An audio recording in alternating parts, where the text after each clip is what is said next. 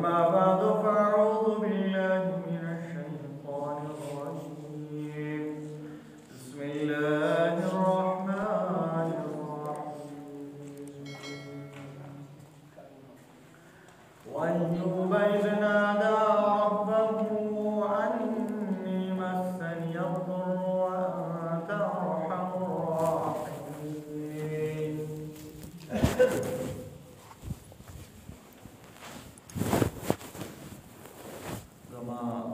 محترم قدرمن مسلمانان الله رب العزت انسانان باندې حالات راولي دو قسم حالات په انسان راځي په دنیا کې یو د راحت د سکون د خوشحالۍ او دویم قسم د تکلیفي د بیماری د غمی دا دواړه چې دي خوشحالي معارضي ده ختمېدونکې ده او غم او مصیبت هم ختمېدونکې دی عارضي دی د دنیا ژوند مختصر دی الله رب العزت دی دنیا کې انسانان را لېږلي او انسانانو کې بیا خپل خوښ بندګانو پیغمبران انبیاء علیهم السلام هغوی بیا را لېږل دغه پیغمبرانو کې یو ایوب علیه السلام چې ایوب علیه السلام د ابراهیم علیه السلام نه تقریبا 100 کاله بعد راغلی او د هغه په 5م پوشت کې پیدا شوی و ایوب علیه السلام ډېر مالدار الله ورته هر قسمه فراواني او خوشحالي او مالداري نصیب کړې وه د ایوب علیه السلام څاروي هم ډېر وو اوښانې هم ډېر وو غویان او کلبې هم ډېرې وې او ځمکې هم ډېره زیاته وه روایاتو کې راځي تفاسیرو کې چې د ایوب علیه السلام 100 غویان زر غویان نو زر غویان شو نو 1500 کلبې شوې نو څومره مال او دولت به او 3 زره اوښان او 2 زره ګډې بيزې وي او الله والا اولاد هم ورکړي 2 زامن او 3 لونه وي ډېر د خوشحاله ژوند دی هر ټیم به د الله عبادت کې تیرو د الله بندگی به کوله او د غریبو امداد به کو ډېر نیک وو الله وته نبوت ورکړو خو د الله تعالی د بندګۍ نه بل طرف ته مخ نه مخکې زمانو کې به د پیغمبر علیه السلام نه مخکې به دا شیطانان برتلل خطل اسمانونو ته به دا خطل او دی به دا خبرې اورېدې د فرشتو ده شیطان ابلیس به راوختو او فرشتو چې دي فرشتې چې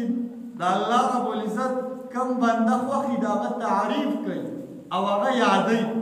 حدیث پاک کې راځي الله رب العزت وایي بندګانو تاسو ما یادوئ زه به تاسو نه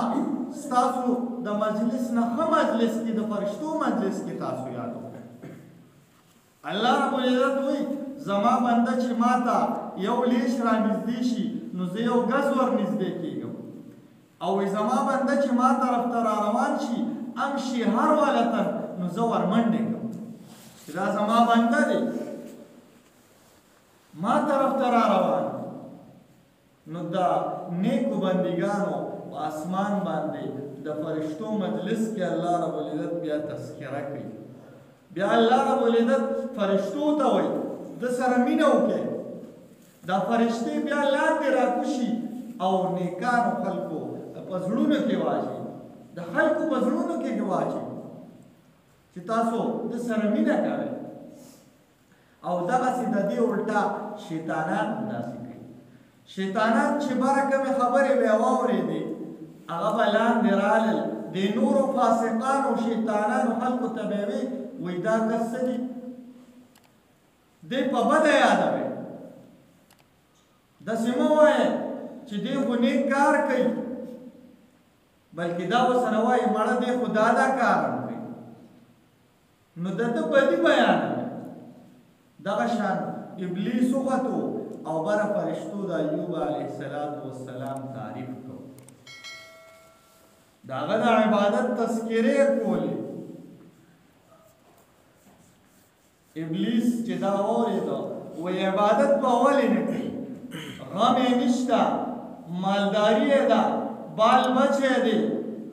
نو ځکه هر ټیم د الله په عبادت کې مصروف وي. الله رب العزت ورته ووایي وایي ته څه غواړې؟ وایي زه وایم چې د ده د مال دولت د بدن د هر څه اختیار ماله راکړه، دې دې بیا ستا بندګي او عبادت امتحان دی، ازمایش دی. د ازمایش نه دې موږ ټول الله رب العزت محفوظ وساتي. امتحان ډېر ګران شي، وایي امتحان مه غواړئ او وایي صبر هم مه غواړئ. یو کس وایي یا الله ماله صبر راکړه، رسول الله مبارک ورته وفرمایل تا خو صبر وغوښتو، دا تا تکلیف وغوښتو، ځکه صبر به هله کې چې تا باندې تکلیف راغی. نو او دې پورې علما لیکي چې صابر نوم هم مګ دی، بیا به مصائب د باندې ډېر راځي، ځکه صابر صبر کوونکي ته وایي پتا به تکلیف راځي نو هغه به بیا برداشت کې.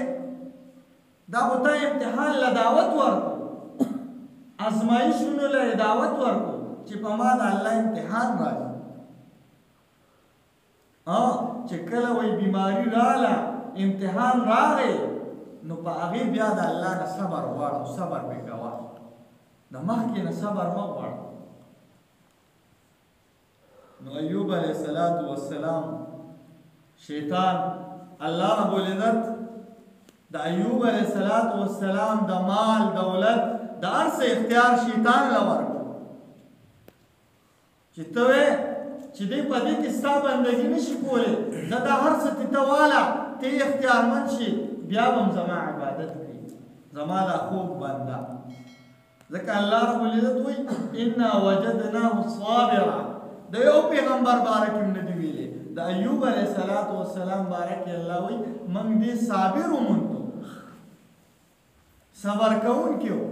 شیطان راغی، واړه واړه شتومړي شیطانان یې راټول کړو، یو مجلس یې وکړو، وی ایوب علیه السلام د الله بندګي کوي او د دې نه اړو امتحانات پرې راوړي. یو شیطان وی چې د ده د اوښان دي دا به زه ختم کړم، زه به یو چغه ووایم د ده د اوښان او د اوښانو چې کوم خلک دي سروونکي دي هغه ټول زه ختم کړم. 3000 اوښان او د اوښانو سروونکي به بیا څومره. هغه راغی چغې وواله، هغه اوښان یې هر څه دغه کړو، ختم کړو. دا شیطان لباس بدل کو او ایوب علیه السلام ته راغی، دا عبادت کو، وی ته دلته بندګي کې عبادت کې او وی هلته ستا اوښان هلاک شو، هر څه ختم شو، غوښې شو ټول، او ورته وی خیر صبر یې وکړو په هغې او د الله په عبادت کې مصروف. بیا بل شیطان راغی، هغه وی دا ځمکې دي او فصلونه دي او باغات دي، وی د دمشق مشرقي جانب ته چې د ایوب علیه السلام تقریبا 110 کیلومتر ځمکه وه، یو طرف ته 110 کیلومتره ډېر زیات دي. د دې ځای نه تې ملګري نه مخوه دومره لوی ځمکې وې او دې کې ښایسته باغات وو فصلونه به کېدل هغه وې زه به اوبه راولم سیلاب به پرې راولم دا هر څه به وله ختم کړم هر څه ختم کړه بیا راغی ایوب علیه السلام بیا عبادت کې مصروفه شو او صبر یې داسې چې بچي یې ترې واخیستل ټول بچي یې ختم شو صرف یو بیبي یې پاتې شوه او یو دی پاتې شو بیا پې بیماري راغله بیماري داسې راځي چې کله شیطان څه مسه کي نو هغې سره هم بیماري راځي څنګه چې مخکې موږ ووایي حدیث پاک کې راځي چې کله انسان روټۍ خوري او بسم الله ونه وایي نو دغه بیا څه ګنده شي شیطان ورسره لګیا یې خوري نو دغه شان ایوب علیه السلام مبارک الله رب العزت شیطان ته دا قوت ورکړی نو هغه بیمار شو خو داسې بیمار نه و چې څنګه خلک وایي چې چینجي ته رجېدل نه نعوذ بالله یا چینجي پرېوتو او راوایستو واپس یې کېښودو نه الله رب العزت په خپل خوږ نبي او په خپل خوږ پیغمبر داسې بیماري هېڅ چرې نه راولي چې د هغې نه خلک نفرت کوي ځکه پیغمبر خو ډېر عظیم شخصیت دی نو الله رب العزت پیغمبر باندې داسې بیماري نه لګوي بیماري داسې وه چې کمزوري به وه بدن کې کمزوري راتله ټول بدن یې کمزوري شو او ټپېدو طرف ته روان شو ګرځېدی به نه شو داسې بیماري پرې راغله او روایاتو کې راځي بیماري داسې وه چې د ده ژبه او غوږونه او سترګې داسې محفوظ وو د الله بندګي او ذکر عبادت به یې کو چې دا بیماري پې کله راغله ایوب علیه السلام باندې نو په دې باندې صبر باندې ځکه چې قرآن کې راځي وَلَنَبْلُوَنَّكُمْ بِشَيْءٍ مِّنَ الْخَوْفِ وَالْجُوعِ وَنَقْصٍ مِّنَ الْأَمْوَالِ او زه به ستاسو امتحان علم په لوږې سره په خوف سره په ایرې سره او په مالونو کمولو سره او وایي زیرې ورکړې تاسو وبشر الصابرین تاسو یې صابرینو ته زیرې ورکړې صبر کوونکو ته او صبر کوونکي خلک وایي څوک دي الذین اذا اصابتهم مصیبه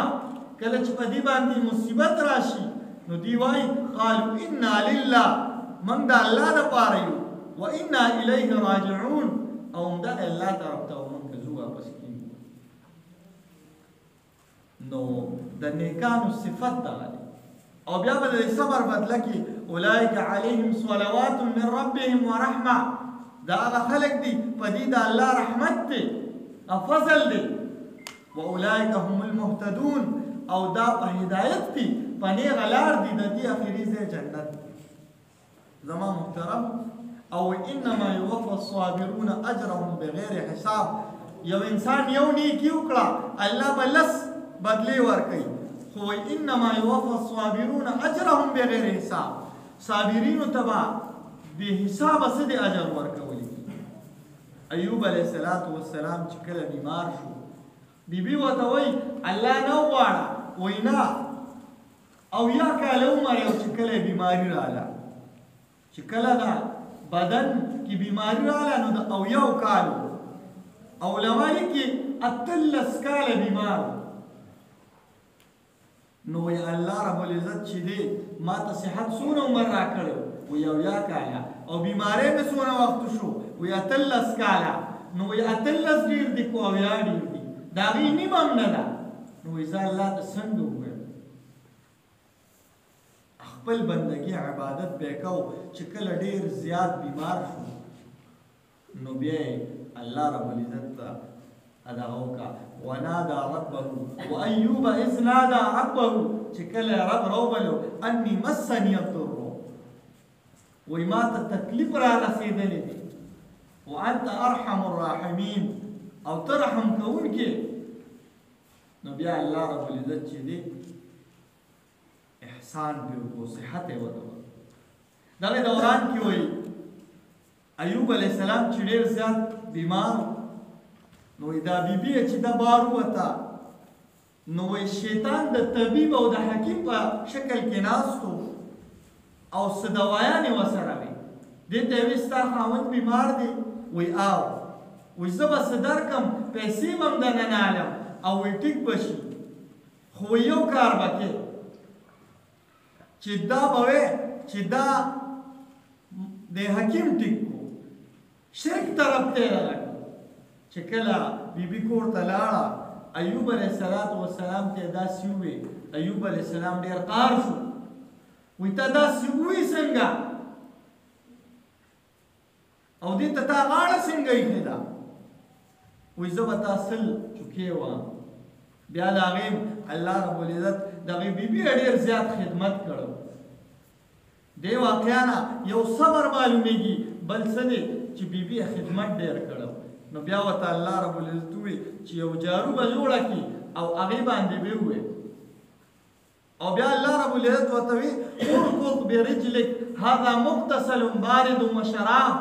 تخپي ووهه یو ځای کې هلته به چینه روځي په هغه اوبو باندې ولامبه او دا څه دي ستا دپاره شفا ده بیا ایوب علیه السلام ته الله رب العزت شفا ورکړه زما محترمو موږ په مصایبو باندې او په حالاتو باندې موږ د الله شکر ادا څومره تکالیف چې راځي دا د الله د طرف وي الله رب العزت ورته بیا 50 زامن ورکړه هر څه ورته ډبل کړه او ډېر زیات څه دي وایي د روایاتو کې راځي وایي دا سرو زرو د ملخانو باران یې پرې او ایوب علیه السلام چې کله راټولول وایي چې دا خو برکت دی زما محترمو چې موږ کله صبر وکړو په مصایبو نو الله رب العزت به هر څه ډېر او په مصایبو او تکالیفو باندې موږ صبر کوو نو الله رب العزت دې موږ ته صبر رانصیب په دې حالاتو دعا وکړي اللهم اشف مرضانا ومرضى المسلمين اللهم انت الشافي لا شفاء الا عليك لا يغادر الا سقما اللهم اشف مرضانا ومرضى المسلمين اللهم ارفع عنا البلاء والوباء اللهم لا تقتلنا بغضبك ولا تهلكنا بعذابك اللهم انصر الإسلام والمسلمين والمجاهدين في كل مكان وصلى الله تعالى